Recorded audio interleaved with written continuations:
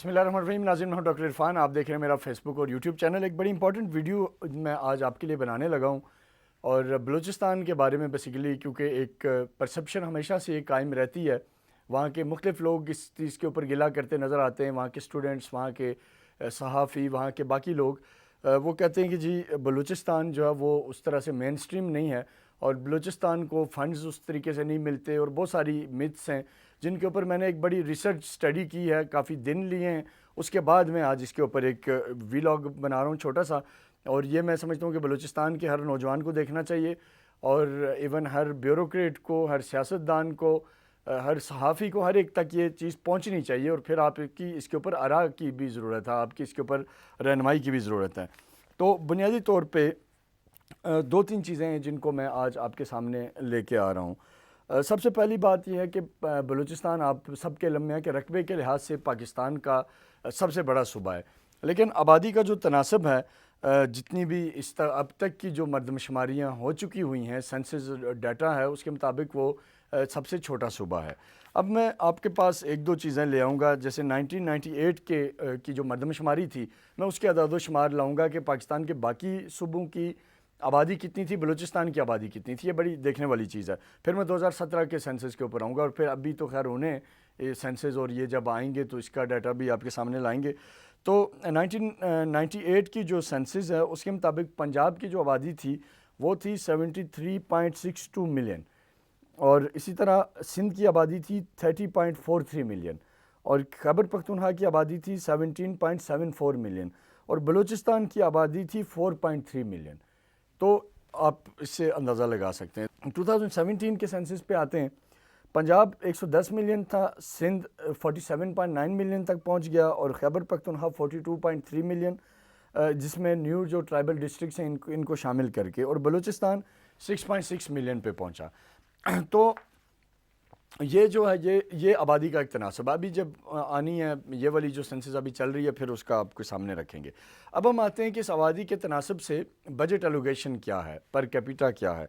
माली साल 2022-23 की अगर पर कैपिटा एलोकेशन देखते हैं अगर हम फंड्स की, तो बलूचिस्तान का इसके अंदर हाईएस्ट एलोकेशन रेट है। यानी एक जो पर पर्सन आप कह लें तो वो 59,696 रुपीज़ जो हैं वो एक पर कैपिटा एलोकेशन है फॉर बलूचिस्तान। 59,696, ये बड़ी इंपॉर्टेंट चीज़ है जो आपको समझ आनी चाहिए।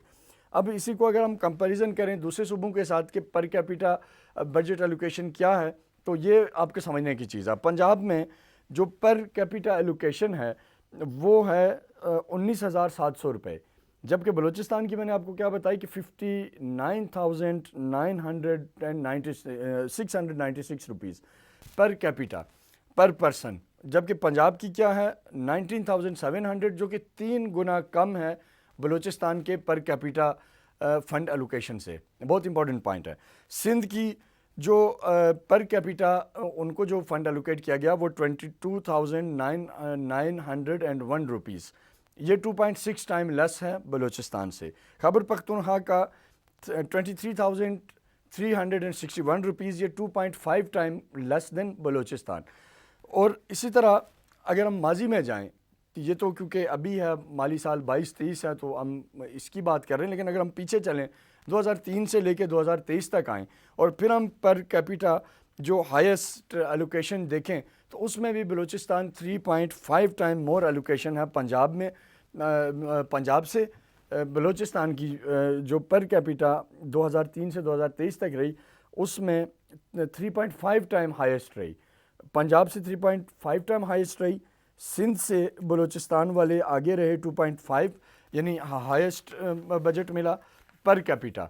और इसके बाद जो कुछ मज़ीद चीज़ें अब मैं आपके सामने रखने लगा हूँ जो शायद आप बलूचिस्तान के बारे में पहले ना जानते हो, लेकिन आज जब आप जानेंगे फिर आप ख़ुद इसको चेक करें और मुझे उसके ऊपर राय देंगे, क्योंकि मैंने बड़ी मेहनत से सारा डाटा गैदर किया है, मुख्तलिफ थ्रेड से, मुख्तलिफ इंफॉर्मेशन के ज़राए से मैंने इसको गैदर किया। तो और ये सारा वेरीफाइड डाटा है, इसके अंदर किसी किस्म की कोई ऐसी चीज़ नहीं है कि जो बेसलेस हो, लेकिन फिर भी मैं आपकी राय का इंतज़ार करूँगा।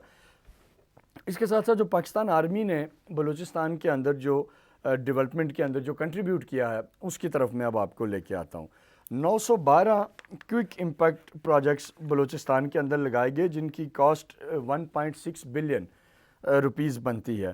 اور یہ جو منصوبے لگائے گئے ان کے اندر کیا تھا؟ ان کے اندر پانی کے منصوبہ جات تھے، اس کے اندر صحت کے منصوبہ جات ہیں، اس میں ایجوکیشن ہے، اور پھر اس میں بلوچستان کے نوجوانوں کو روزگار کی فراہمی. یہ آرمی کی طرف سے جو میں نے آپ کو بتایا کہ ان کی طرف سے منصوبہ جات ہیں. اب چند اس کے ان پروجیکٹ کا جو اسپیکٹس ہے اس کے اوپر میں آتا ہوں کہ کیا کیا ان کے اندر ہے. جو میں نے آپ سے بات کی کہ 912 کوئک امپیکٹ پروجیکٹ جو ہیں ان کے اندر 510 جو ہیں clean drinking water supply schemes ہیں. 510 تھرو آؤٹ دی بلوچستان. یہ وہ نہیں ہے جو گورنمنٹ دے رہی ہے، سول گورنمنٹ، میں اس کی بات نہیں کر رہا. یہ صرف وہ ہے جو پاکستان آرمی کنٹریبیوٹ کر رہی ہے. تو کتنی 510 کلین ڈرنکنگ واٹر کی جو سپلائی سکیمیں ہیں وہ ہو رہی ہیں. اس کے بعد ایجوکیشن فیسلٹیز بنائی گئی ہیں تقریباً 60,000 اسٹوڈنٹس کی. بلوچستان کے 157 سکولز کو اس کے اندر بنایا گیا جس میں لگ بھگ 60,000 بچے تعلیم حاصل کر رہے ہیں. اچھا، جو بہت ہی امپورٹنٹ چیز جو آپ کے لیے، میرے لیے، پورے پاکستان کے لیے خوشی کی بات ہے، 9 کیڈٹ کالج بلوچستان کے اندر بنائے گئے. 9 کیڈٹ کالج، 2 یونیورسٹیز بلوچستان کے اندر بنائی گئی، 3 ٹیکنیکل ٹریننگ انسٹیٹیوٹ. یہ وہ کام ہے جو صرف فوج کر رہی ہے. جو پولیٹیکل گورنمنٹ کا یا یہ جو پر کیپیٹا میں نے آپ کو بتایا 59,000، یہ اس کا کوئی لینا دینا نہیں ہے. وہ ڈیفرنٹ چیز ہے. وہ بجٹ ہے جو گورنمنٹ، پولیٹیکل گورنمنٹ کے ذریعے جاتا ہے، حکومتوں کو ملتا ہے، سیاسی حکومت کو ملتا ہے. ان کی PSDPs بنتی ہیں، ان کی اسکیمیں بنتی ہیں، اس سے ایگزیکیوشن ہوتی ہے، پیسہ جاتا ہے، ٹینڈر ہوتے ہیں. وہ پوری الگ کہانی ہے. یہ ایک الگ کہانی ہے جو صرف پاکستان آرمی اپنا جو بجٹ ہے اس کے اندر وہ کر رہی ہے. اور اس کے لیے انہوں نے ملٹری ڈپلومیسی کے ذریعے UAE سے اور کچھ دوسرے ملکوں سے تعاون لے کے وہ یہ چیزیں کر رہی ہیں، پاکستان آرمی اور ان کے جوائنٹ وینچر سے. تو اچھا، اس طرح جو 5 CMH اس وقت بلوچستان کے اندر ہیں، جو بہت بڑی خبر ہے. یہ کوئٹہ میں، لورولائی میں، خوزدار میں، سبی میں، اور ان کا جو منتھلی لگ بھگ کوئی 10,000 کے قریب مریضوں کی وہاں ٹریٹمنٹ ہوتی ہے. اچھا، اس کے ساتھ ساتھ ایک اور بہت امپورٹنٹ فیکٹر جو ہے کہ جو آرمی مختلف علاقوں کے اندر جا کے کیمپس لگاتی ہے، میڈیکل کیمپ لگاتی ہے، جن سے تقریباً 60,000 مریض جو ہیں وہ فار فلنگ ایریاز میں جا کے آرمی نے اس کو لوگوں کو ٹریٹمنٹ دیا. 650 ڈفرینٹ فری میڈیکل کیمپس لگائے گئے ہیں سو فار، جو میں آپ کو بتا رہا ہوں. اور بھی کچھ چیزیں ہوں گی. اچھا، پھر میں نے آج جیسے آپ کو بات کی کہ ملٹری ڈپلومیسی جو ہے پاکستان اور UAE کی، اس کے اسسٹنس پروگرام فنڈ کے تحت 14 بلین روپے کے منصوبوں سے چند اور 14 بلین روپے کی خطیر رقم سے کچھ اور منصوبے ہیں جو بنائے گئے ہیں. اب ان کا آپ کو بتاتا ہوں. اس میں شیخ محمد بن زاید ال نہیان انسٹیٹیوٹ آف کارڈیولوجی، یہ ایک top of the art hospital ہے کوئٹہ میں، اس کو آپریشنل کیا گیا. اور میں نے اس کا بجٹ آپ کو بتایا کہ 14 بلین روپیز جو ہیں وہ اس کی کاسٹ لگائی گئی. اچھا، پھر اس کے بعد رینوویشن اور اپلفٹنگ کی گئی مختلف DHQs کی، جس میں آواران، یوب، خوزدار، پنجگور کے علاقے شامل ہیں.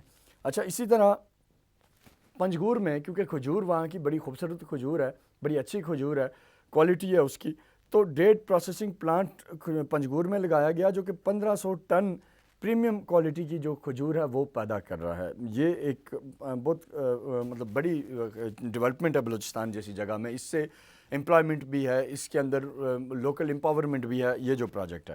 اچھا، اس کے بعد جو سیکیورٹی فورسز نے اپنا ظاہرہ وہاں کنٹریبیوٹ کیا، سیکیورٹی پرووائڈ کی، اس کے نتیجے میں CPEC کی صورت میں جو بلوچستان ڈیولپمنٹ پیکیج ہے اس میں بہت سارے مزید منصوبہ جات بنے جو ان سے ہٹ کے ہیں. تقریباً 1500 کلومیٹر کا روڈ نیٹ ورک ہے جو کہ اس پورے علاقے میں بنایا گیا ہے، جس میں انکلوڈنگ جو مکران کوسٹل ہائی وے اس کو ملا کے یہ 1500 کلومیٹر بنتا ہے. اچھا، اس کے ساتھ ساتھ ایک اور بہت ہی امپورٹنٹ جو بجلی کی مد میں بلوچستان کو جو ایک فیسلٹی دی گئی ہے کہ جو الیکٹریسٹی فیسلٹی ہے وہ 12% سے بڑھا کے اس کو 57% آف بلوچستان پہ اس کو لے جایا گیا ہے.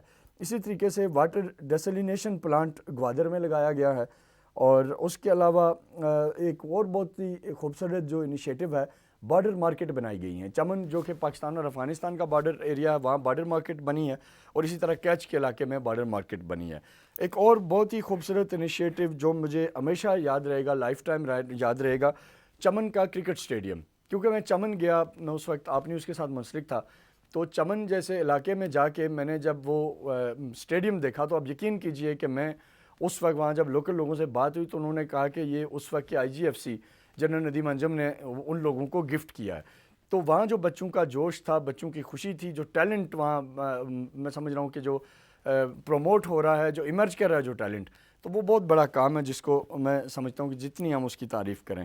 اب معاملہ یہ ہے کہ بھائی یہ تو چیزیں ہیں, لیکن لوگ سوال کرتے ہیں, اور آپ بھی شاید سوال کریں گے, میرے ذہن میں بھی سوال آتا ہے کہ یہ تو سب ہوا ہے, یہ تو جو چیزیں میں نے آپ کو گنوائی یہ تو آن گراؤنڈ امپلیمنٹ ہیں, لیکن وہ پیسہ جس کی ابھی میں نے بات کی کہ 2003 سے لے کے 2023 تک بلوچستان کو پر کیپیٹا 3.6% پنجاب سے زیادہ پیسے ملتے رہے, اسی طرح KP سے زیادہ خیبر اور اسی طرح سندھ سے زیادہ ملتے رہے.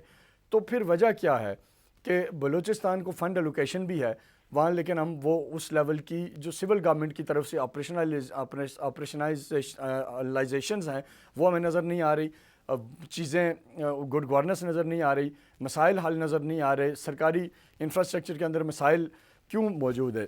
یہ ایک سوال ہے جو میں آپ تمام دیکھنے والوں پہ چھوڑے جا رہا ہوں, جس کا تعین ہم نے خود کرنا ہے.